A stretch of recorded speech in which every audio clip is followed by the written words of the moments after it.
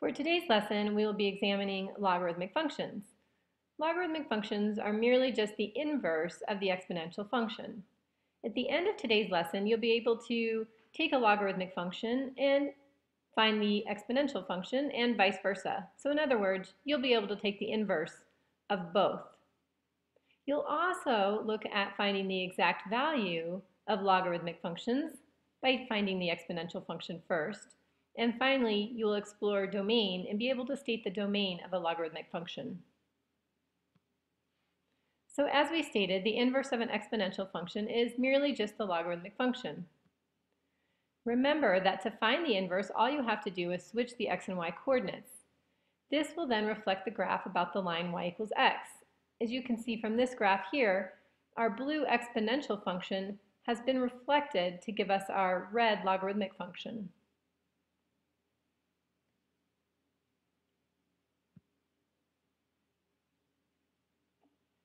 So let's look at logarithmic functions and why we need them. What if I said solve 4 to the x equals 17? That would be very hard to do. It'd probably be a guess and check on your calculator, and you still would be very precise. And you can't use the same methods you used before where you find the same base. We can't take 4 and 17 and convert those into the same base to some power.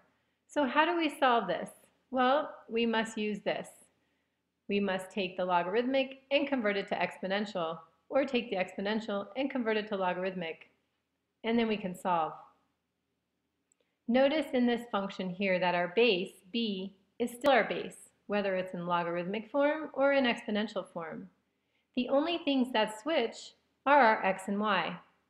When we're finding the inverse, remember we just switch x and y. So n, our object, has moved on the outside, and k, what it equals, has now moved up to be the exponent. So all we do is flip n and k, or x and y. So let's practice. Let's practice converting exponential to logarithmic and vice versa. In our first problem here, we have a to the 7th equals z. Write down what you think that means as a logarithmic. In other words, take the inverse. Well, when you took the inverse, you should have gotten log base a z equals 7. Remember, all we do is switch the x and y's, 7 and z. Our base a is still our base. How about this problem, 10 squared equals 100? What if we switch that to logarithmic? Take a minute, switch it, see what you get. You should have gotten log base 10, 100, equals 2. Again, remember, the base is still the base, and all we do is switch the x and y, or 2 and 100, just like we do when we find the inverse. Let's go the other way now. So we have a logarithmic, we want to switch to exponential. Y equals log base 3, 7. How would we switch that? What would it look like? You should have gotten 3 to the y equals 7. So in this case, we're just switching the y and the 7, but our base is still our base. How about the second one? 7 equals log base 3a. What would that look like? 3 to the 7th equals a. Hopefully you feel pretty good about switching back and forth. Let's look at the natural logarithm. We've already discussed e previously. Log base e is considered our natural logarithm, and another way to reflect that is just to write ln. You can see ln in your calculator. That just means the natural logarithm. So what if I want to change the exponential expression here to become logarithmic? How would I do that? Well, there's two ways you can write this, because log base e and ln are synonymous. You can write either one. Well, let's write it one way first. Let's do it as we've been learning it. So we would have log base e t equals 7. That's one way we can write it, and that's perfectly fine. The other way we can write it is we can substitute ln, the natural log, in place of log base e, and that equals 7. It's important for you to know that these two things are the same, because your calculator has a natural log, so you can put this in place of log base e. How about the bottom one? Here we have logarithmic. We want to switch to exponential. How do we do that? Well, in this case, this is why you need to know that natural log is the same as log base e. We know that there's actually an e as a base, so we can put e as our base to the p power is equal to 5. Let's go ahead and practice what we just learned. So in this case, let's find exact values here. In order to find exact values, you must first switch to exponential. So pause the video and try a little practice. In our first example, notice that there's no base here, but in fact, log base 10 is considered the standard logarithm, and often people just write it as log. That's implied that we have a base of 10. So here, we know that we actually have a base of 10. In order to switch this then, we would have 10 to some power, which we don't know because this isn't an equation. So we'll just put x here.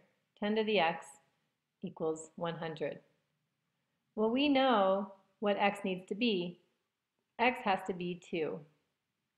10 to the second power will give us 100. How about this second one? In the second one, our base is 2. What power do we have to raise that to get 16? Well, in this case, we know 2 to the fourth power will give us 16. Let's look at our last problem. In the last one, we have 3,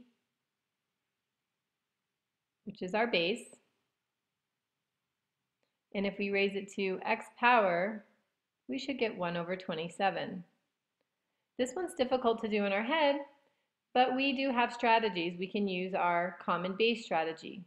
So if we want to change this to a base of 3, what power do we have to raise it to get 1 over 27? Well, we know that if we raise 3 to the third power, we get 27. But to get the reciprocal, we have to raise it to a negative power. So now we've done change of base, and therefore we know that x equals negative 3. In this top equation, we could have done the same thing. Remember, we could say that 100 is the same as 10 to the second power, and therefore x equals 2.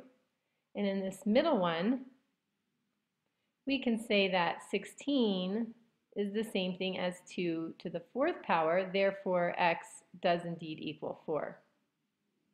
So use your strategies to help you when you are solving or simplifying or finding exact values. Let's move on now to domain. This is our final topic to discuss in this video. In order to start discussing logarithmic functions and their graphs, turn to your library of functions and create a new spot for logarithmic functions. We're only going to be discussing domain today, but in our next video, you will start to learn about the key points, how to graph, and transformations. So let's think about this.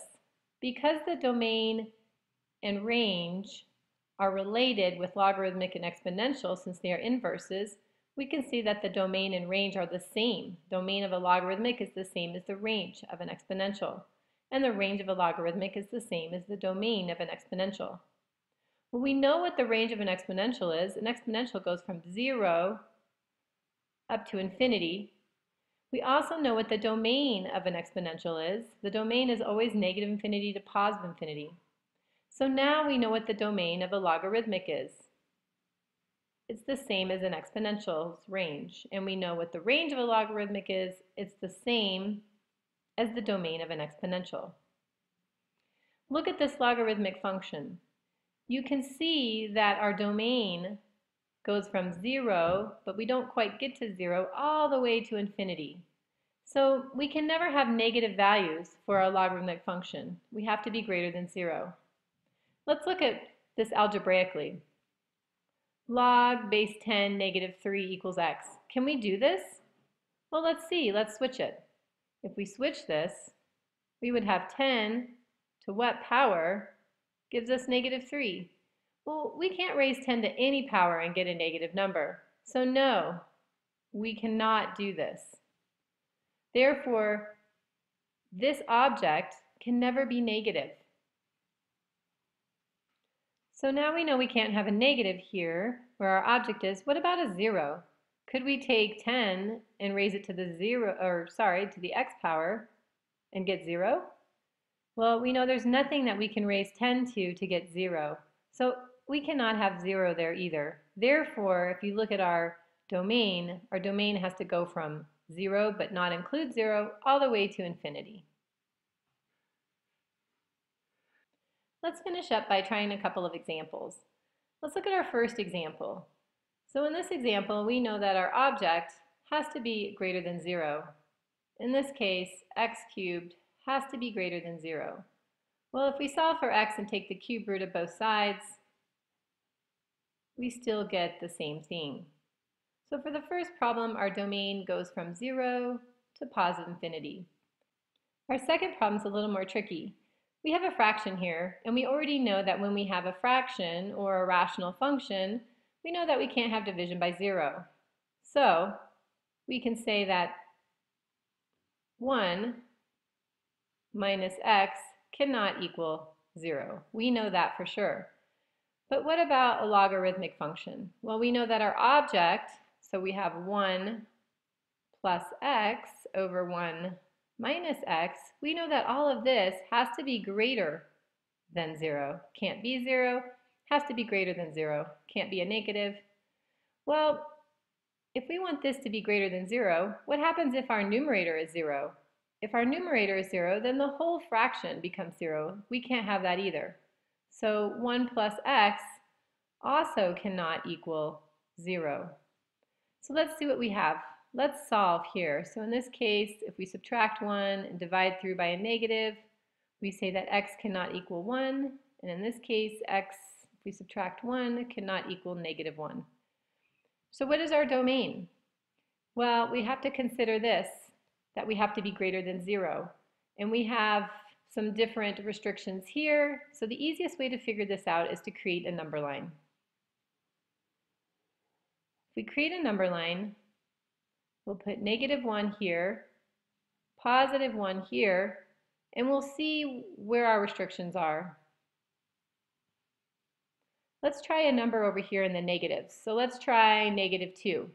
If we plug in a negative 2, we get 1 minus 2, which is negative 1, over 1 minus a negative 2, which is positive 3. That gives us a negative. So the numbers here, anything below a negative 1 will not work. Let's try something in here. What about 0?